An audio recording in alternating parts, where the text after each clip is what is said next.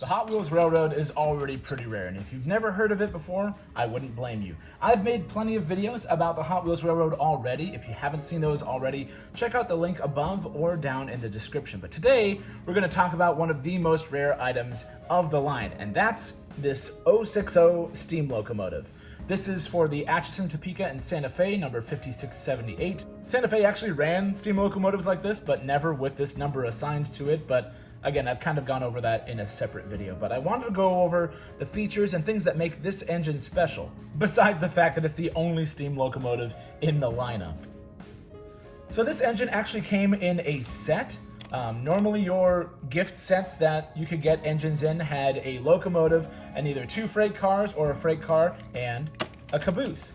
But because the Iron Horse gift set that this steam locomotive came with already has a tender, you only got a locomotive, a tender, and the caboose. Now the caboose, before I get to the engine, is actually essentially just a reprint of the basic one that came with a lot of the other sets before. You'll notice they even have the same number on them, but there's a black roof on the one with the Iron Horse set, and the figure inside that comes out of the back of the caboose is kind of a light gray on the steam locomotive version, whereas the more standard one is a very dark blue, almost black color. But yeah, otherwise they're exactly the same, again, even the same numbers on them.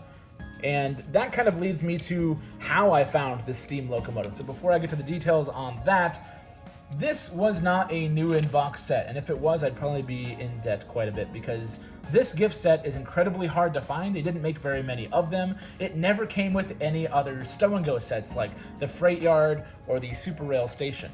I managed to find mine kind of obscurely in an eBay listing when I was looking for a Super Rail Station, and I found a complete set and it had some other engines and such in it, and kind of in the background underneath some of the track was what I could kind of make out the front of the smoke box and the red top portion of the locomotive. I couldn't see the tender, but I could also see very clearly a Santa Fe caboose like this one with the black top. And so I just kind of went for it and hoped that it was what I was looking for. And not only did I get the Super Rail set, but this came along with it. It was a great find, and it's in really good shape aside from a few things which I'll point out.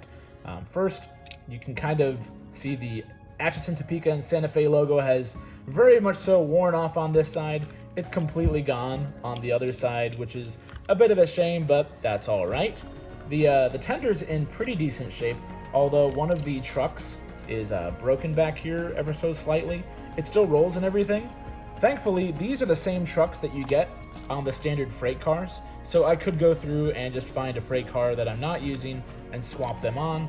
It's very difficult, though, to work on these locomotives, and it looks like someone else has already tried to, because one of the clips under here is already broken, and that's kind of a typical way to remove these, is to kind of pry them off of the metal kind of base that they're sitting off of, and these shells just should pop off, which should give you access to replace some of the other parts underneath. But these were definitely not intended for disassembly, so I might get into that with a different video on like maintaining and harvesting parts from other engines to keep your fleet running. But the couplers on these are the same, the front and the rear. The coupler that is different is actually attached to the steam locomotive, and I'm kind of dreading doing this, but please. There we go. These couplers are prone to breaking, especially as they get older, because this thing's, 40 years old. But yeah, this is not a piece I can harvest from anything else. You'll notice it's longer back here than the standard ones that are with all your freight cars, and also with the tender, obviously.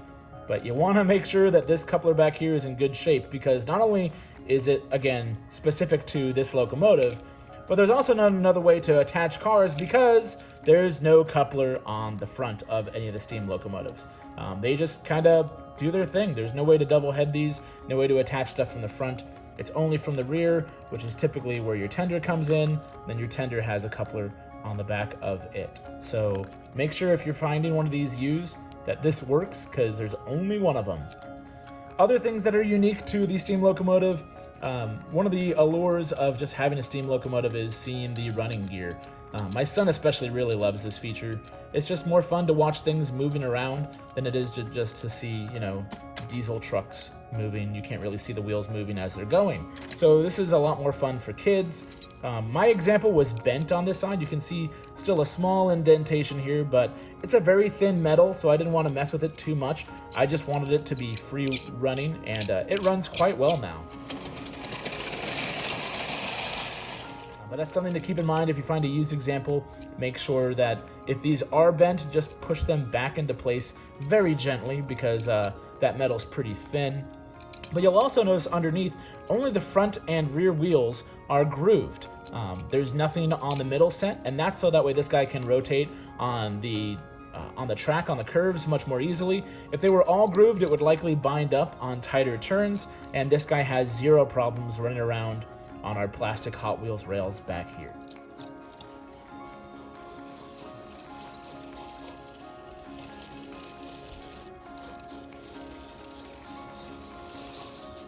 So pretty neat to have this in the collection. Also, you'll notice there is a fireman seated over here, and no engineer. He's just kind of out for a run with only his firemen. Just kind of funny that they kind of omitted that, but no problem there. It's a kid's toy.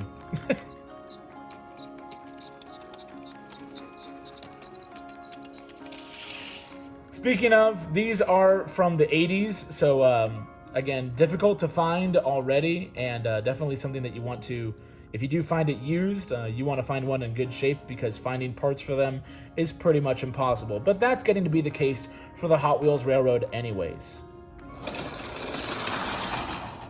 This locomotive runs great on our rails, and my son loves using it. Sometimes I kind of have to remind him that there are other engines that he can run to kind of give that one a break. I don't want him wearing that one out prematurely, but at the end of the day, they're toys, and since I found them out of box, I don't feel bad about using them as such. If I was a collector and these were already in the box, then that might be a different story, but this is really a great way for my son to be able to enjoy using his Hot Wheels along with his trains. And I've got a video about how we've managed to connect our Hot Wheels Railroad to the Hot Wheels City elements as well. Check that out if you haven't already. There's a bunch of stuff we do with these Hot Wheels trains, and we've made a few videos about them. So again, see those if you haven't already, but just wanted to cover this specific engine because there's not a whole lot of information out there about them. So hope you guys enjoyed. Please leave a comment if you have any questions about this engine, like, subscribe, and we'll see you on the next one.